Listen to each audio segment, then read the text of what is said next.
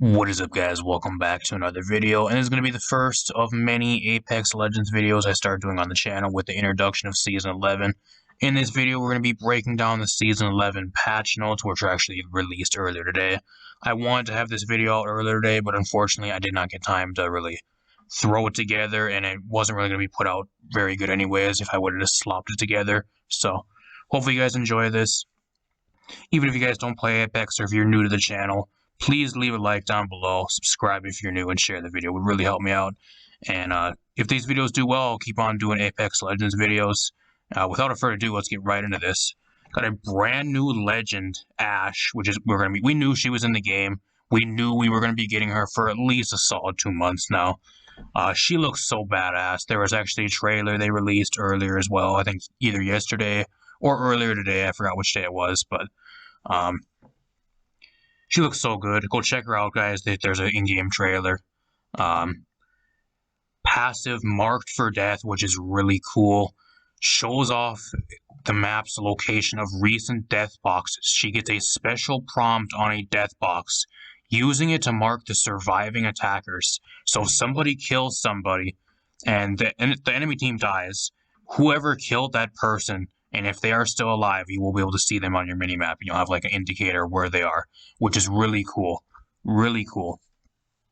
Really cool passive. I think that's actually the best thing about her. I really do. Tactical Arc Snare. Throw a spinning snare that damages and tethers the first enemy that gets too close. So it's kind of a slow and a kind of a tether. So I'm assuming it's kind of a winding slow and something like that. I'm not sure. We saw it in the trailers. I have to play it to really kind of find out what it is for myself. Then we got the ultimate phase breach. Tear open a one-way portal to a targeted location. This portal stays open for a short time, during which anyone can use it. You can actually even throw it vertically as well, which is a thing you can do. The one thing about this, though, is you cannot go back through your portal, unlike Wraith.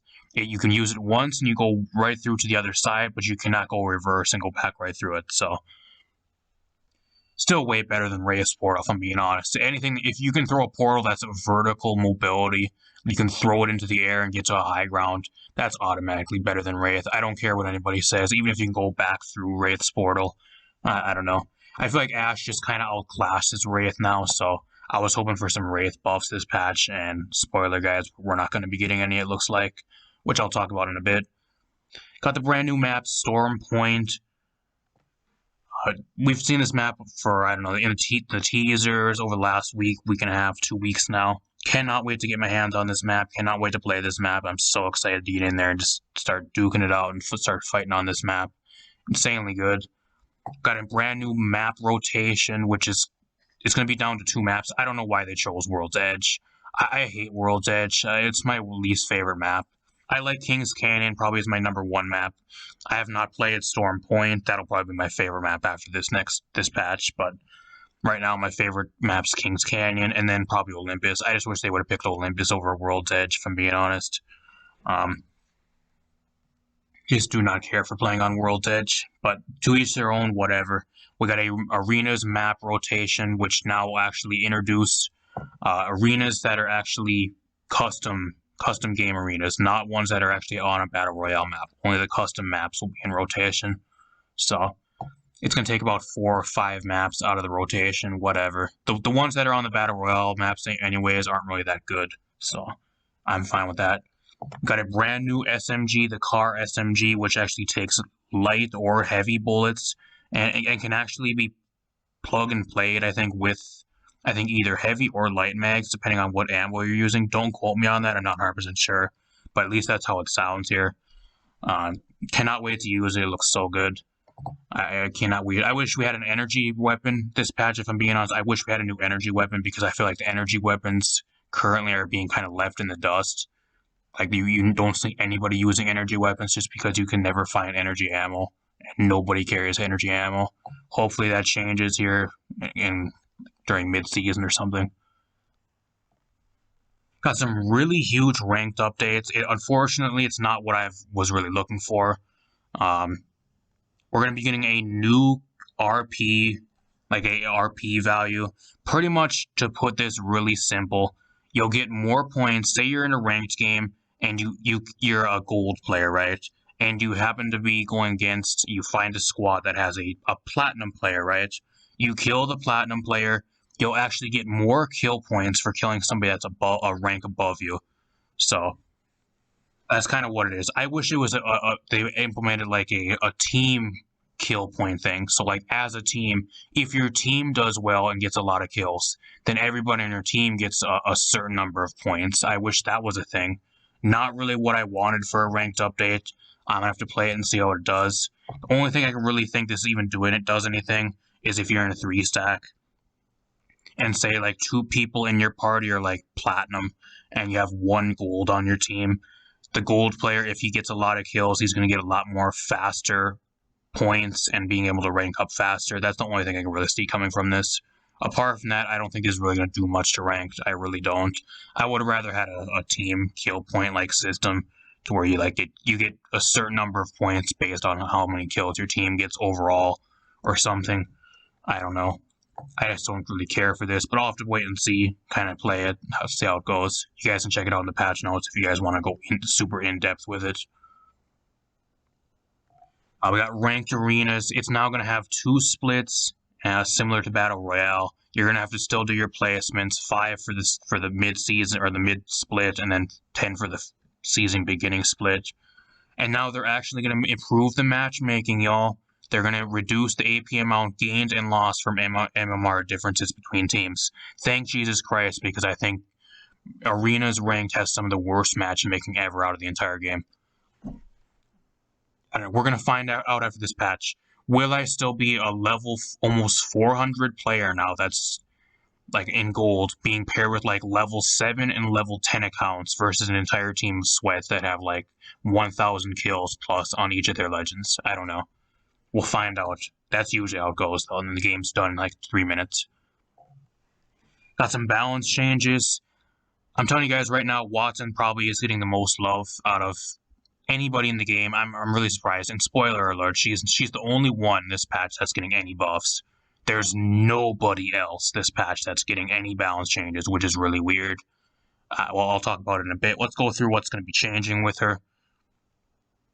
They improved her hitbox after getting rid of low profile. That's a no-brainer. They were going to do that anyways. We would have got that no matter what. Her tactical perimeter defense increased the damage on crossing offense by 33% from 15 to 20. Increased the debuff duration on crossing offense by 100%. Increased the time allowance to be hit by a fence and subsequent fence effects by 100%, which is insane. Decrease the recharge time by 50% from 30 seconds down to 15 seconds. Increase placement range by 15 seconds, or 50%, not 15 seconds, which is insane. Decrease the delay between fences shutting off and reactivating after an ally passes through them from 1 second down to 0.4 of a second, which is a huge change. Watson now moves at an unarmed speed while readying and placing fence nodes. Fence nodes can now be placed as soon as the weapon is readied, instead of waiting for the animation to fully finish. So it'll automatically cross it. Won't have to light up, which is really cool. Huge changes for her tactical. I will think it'll be 100% better. It'll still be really easy to destroy. Like they didn't do anything with like how easy it is to destroy, but it'll do a shit ton of damage if somebody crosses it, and it's a lot easier to throw them up now. So. Then we got pretty much an alt rework. Her pylon, interception pylon, instead of being able to place 3, you're only going to be able to place 1. Now it lasts forever, but it'll have a pool of 250 shields that can be distributed to your allied teammates or whatever. Your teammates instead of actively infinite shields. Increase the shield recharge rate by 150%, and there's some numbers here you guys can check out on the patch notes. I'm not going to go through them. But it's just way faster. It's 150% faster than what she currently is charging at with her alt in game right now in the live patch. While the pylon is out of shields, it is no longer recharging player's shield. It can still zap incoming ordinances like grenades, tacticals, whatever, anything that's being thrown or tossed through the air. Taking damage while generating shields via the pylon delays the regeneration by 1 second.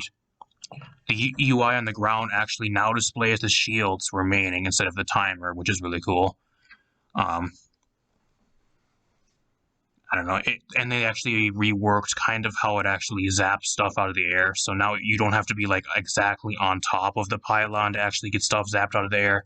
It'll actually zap it in like an AoE around it, which is kind of cool. And like on off of rooftops and like objects, which is cool.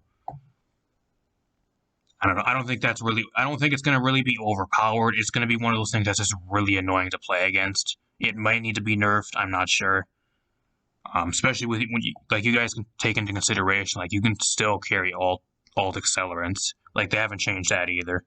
So you're still gonna be able to carry 2 alt accelerants in a 1 slot with her. So and get your full charged alt just from an alt accelerant. So they have not changed that, which can make it a little bit annoying. I think that's what's gonna end up happening. Apart from that, we got no other balance changes, no crypto changes, no nerfs to Caustic. I thought they were going to nerf Valkyrie. Thank God they didn't, but I would not be surprised if they do for like a mid-season balance patch, for the mid-season patch of Season 11, sometime around there. No Bloodhound nerfs, like no buffs or reworks to crypto. Like who else? I don't know. Fuse could use some buffs. Like there's a few other legends in the game. Mirage, Pathfinder's passive is garbage. Like everybody's been waiting for that to be reworked. Never got that. Kind of disappointing balance-wise, if I'm being 100% honest. Really disappointing. Wraith is pretty much useless now. She has an okay tactical, but her ult is just outclassed 100% by Ashe. I don't care what anybody says. Even if you can only go through the portal one way, if it has vertical mobility, it's 100% better than Wraith's ult anyways, so I don't know. You think they would buff Wraith, I just don't know what they're doing. Supply drop rotations, they're actually taking out the triple take and actually throwing in the G7 Scout, which is really cool, with double tap. If you guys know what double tap does as a hop up, let me know, because I do not even know what it does. I have not been playing that long to actually know what it does back when it was in the game. Hop ups, we got dual shell for the Mastiff and the 30-30 repeater. Each round loaded into Mastiff or the 30-30 is doubled. So does that mean you get double ammo? Does the Mastiff and the 30-30 repeater have double ammo? So instead of like 6 at base, do they both have 12? Is that what that means? I'm not sure. Let me know if you guys know what that means in the comments down below. They actually changed out the fully kitted weapons. Actually, changed everything out right now currently to the Mastiff, the 30-30, the R301, the car, and the longbow. So we find those on the ground once in a while. A 0.1 second fire rate nerf to the EVA 8. The Peacekeeper, which I still think is probably the worst shotgun in the game. I actually even think the Mozambique is better.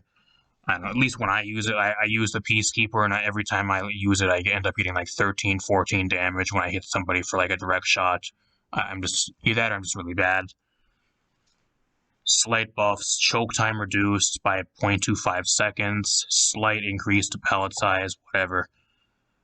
Longbow getting some damage nerf by 5 damage, good. The longbow is extremely annoying to play against right now, good, it's getting nerfed.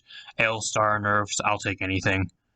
Some damage nerfs, collision size nerfs, and reduced barrel effectiveness, which is great.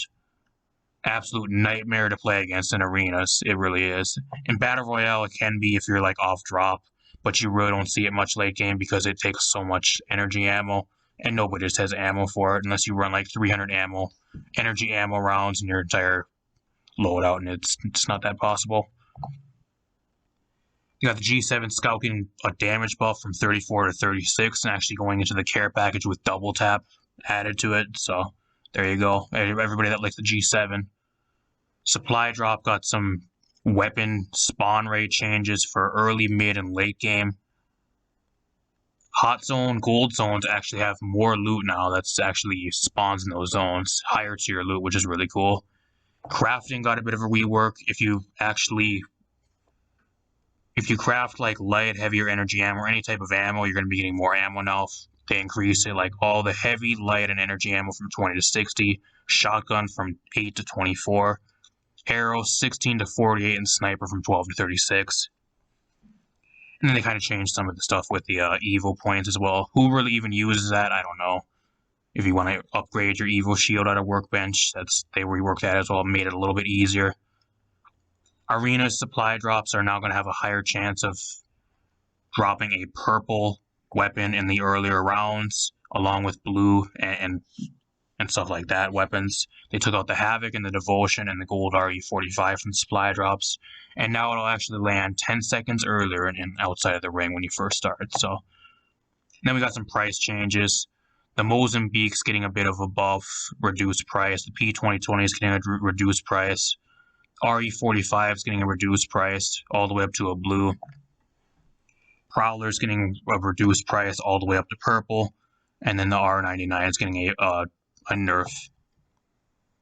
So actually a buff and then a nerf went up into purple. So, and then the Hemlock's actually getting a base price reduction from 500 to 450, which is really cool. I think that's actually a really underrated weapon in arenas. So then we got some quality of life changes I'm not going to talk about too much, and some bug fixes which you guys can check out yourselves. What do you guys think of the patch notes? If I'm being honest, the most thing I'm hyped for is Ash and the new map. The car SMG is cool. Just wish we had more balance changes. Like I feel like there's a lot of weapons in the game that also could use some balance changes. I don't know, like the P2020 buffed they buffed the Peacekeeper, whatever. I don't know. I still think like the Sentinel needs some buffs. There's a few other weapons in the game that I think need to be buffed. Like legend buffs, no crypto reworks, nothing with crypto, no nerfs for like caustic, nothing like that, no wraith buffs, nothing. There's like nothing apart from Watson, which is really disappointing. So let me know what you think in the comments down below. If you guys enjoyed, leave a like, subscribe, share the video. We'd really appreciate it. And I'm going to get the hell out of here. Peace out, guys, and I'll be back with some more Apex Legends videos, hopefully next week when the new patch drops. I also do stream the game, and next week I will be streaming live, hopefully on patch day, if the servers aren't absolute garbage. So feel free to stop by if you want to stop by for some Apex Legends. Hopping into Season 11. Peace out.